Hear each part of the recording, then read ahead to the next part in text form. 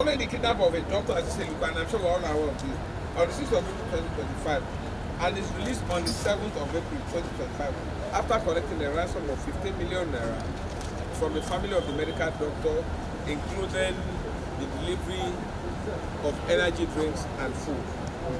Operatives of the Civil Special Assignment Team embarked on an intelligence-led investigation.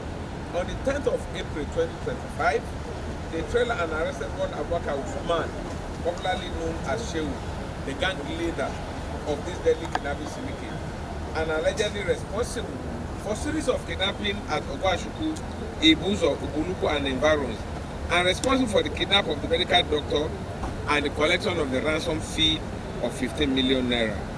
They were also responsible for the kidnap of the wife and daughter of Mr. Godwin Anuka after killing him at Ogwashuku area as well.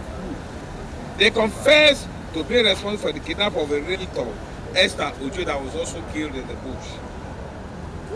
At the bush, whose corpse was later found on the 25th of March 2025. Acting on his confession at about 1100 hours of 11th April, the suspect led operatives to their hideout, a forest along Asaba Agbo Express Road between Opanam and Isile Asaba, where on the process of searching the area, suspected raised an alarm and fled to join his waiting gang members. This led to an ensuing gun battle, and the suspects, the gang members engaged in the first gun duel, during 4 of the suspects, including the said Usman Abubakar, sustained serious gun injuries. 3 AK-47 rifles, 90 rounds of 7.62 live ammunition were recovered. The injured suspects were taken to the General Hospital of Ogwashuku, where they were confirmed dead. And as you can note, that area is known. In the last 1 week plus, there has been no single case of kidnapping. Arrest of suspected gun runner and recovery of 3 AK-47 rifles. 3,000, gentlemen again, 3,120 rounds of ammunition. This was in Ogara.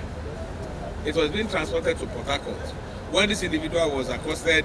And if you remember, my PPRO did a demonstration of a vehicle that had been reconstructed so that on the road nobody would, even when you search. Fortunately, we recovered 3 AK-47 rifles from there and 3,120 rounds of live ammunition. The cases are there. Arrest of another suspected gun runner, the cover of 7-pump action. This one at Agbo here. Again, this pump actions and 1,600 rounds of cartridges from Onitsha on the way, according to the gentleman who was transporting them to Kaduna. And we're all aware that Kaduna has had its fair share of insecurity. And we suspect that this gentleman is part of those people who are supplying arms to fuel the insecurity in Kaduna. Arrest of the youth leader in possession of AK-47 rifle and 40 rounds of live ammunition. This occurred in Ekpa. All of these individuals have been prosecuted. Arrest of a notorious car snatcher and recovery of 8 suspected stolen vehicles and a Beretta pistol. And there's no way any officer of the Nigerian police force will grant a that suspect except it is on the orders of the court. Again, we would also like to reiterate here that for all of these cases, the case file must first be duplicated and sent to the Director of Public Prosecution in the Office of the Commissioner for Justice and Attorney General of Delta State.